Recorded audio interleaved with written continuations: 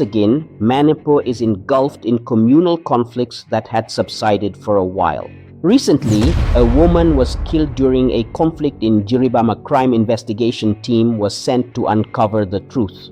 The Hmar community, a neighboring village to the Meitei, has always maintained good relations with them and does not want to engage in any conflict. However, some Kuki youth visited the Hamar village and told them not to mingle with the Meitei. These young Kuki individuals initiated a fight, setting houses on fire. Nearby, Meitei youth intervened to help extinguish the flames. Later, the blame for the death was shifted onto the Meitei youth, despite their lack of knowledge about the criminal intentions of the Kuki.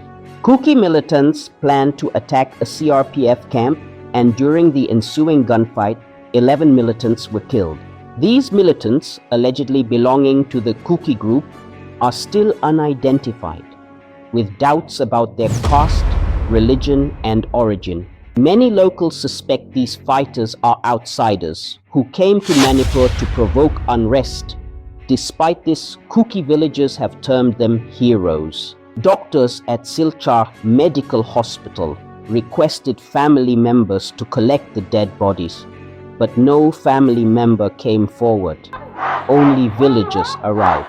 The doctors, suspecting foul play, requested DNA tests to confirm their identities. This has led to protests by Kuki youth who are agitating at the hospital to avoid DNA tests. During these conflicts, Kuki militants abducted 6 members of a family, including 3 children and an 8-month-old baby.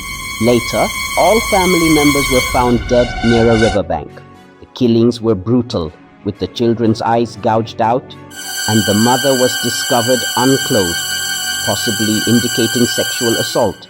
This heinous act has been described as revenge for the death of 11 Kuki militants and 1 innocent Kuki woman, a mother of 3 children, who was reportedly killed by her own people and blamed on the Meitei.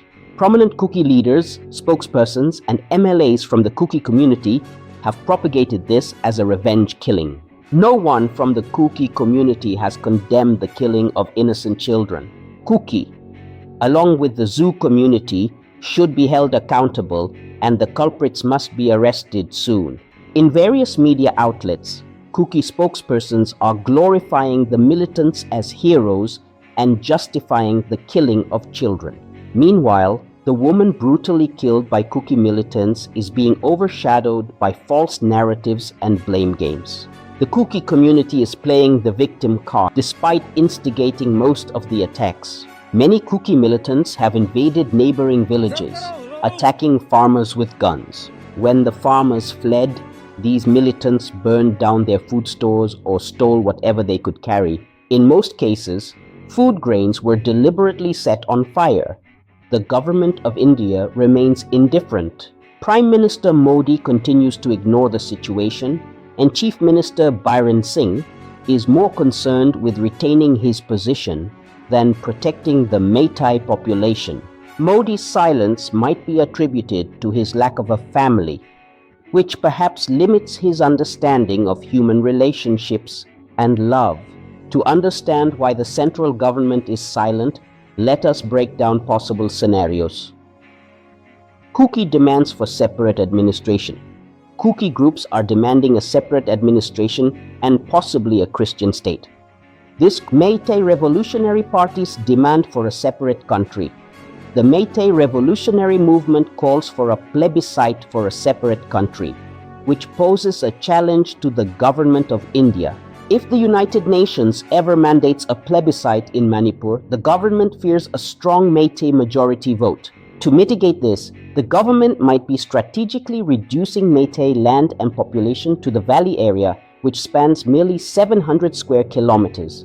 The Assam Rifles have been tasked with counter-insurgency operations, recruiting locals to suppress the Meitei insurgency. By bringing Kuki militants into the suspension of operations SOO agreement, stipends are offered, potentially with promises of an autonomous council for the Kuki 3. Naga demands for greater. Nagaland. The Naga community demands a greater Nagaland. including parts of Manipur, as the movement originated from a leader in Ukhrul. However, not all Nagas wished to join Nagaland, as evidenced by the ongoing Zeliangrong resistance in Tamenglong district against NSC and EM forces. For Meitei demand for scheduled tribe status. The Meitei community's demand for scheduled tribe status has disrupted Assam Rifles' plans, as this was unforeseen. According to a KNO spokesperson, a meeting was scheduled between the government of Manipur and the KNO on May 20, 2024 to discuss an autonomous council. The riots on May 3rd disrupted this plan, and the government of Manipur subsequently exited the SOO agreement. The complexity of the situation is evident. Granting Greater Nagaland is already under discussion, and if the Meitei Revolutionary Party is eliminated, Kuki demands for autonomy might be fulfilled if US influence grows. Manipur might lose its sovereignty entirely. A grim possibility exists where the Meitei Revolutionary Movement aligns with China, escalating the situation into a proxy war between the US and China, with Manipur as the battleground analysis of the SOO agreement. The SOO agreement originated during counterinsurgency operations in the northeast, spearheaded by the Assam Rifles. This same battalion was instrumental during British rule in Manipur. Under the agreement, stipends ranging from Rs 5,000 to Rs 8,000 are provided to Kuki militants.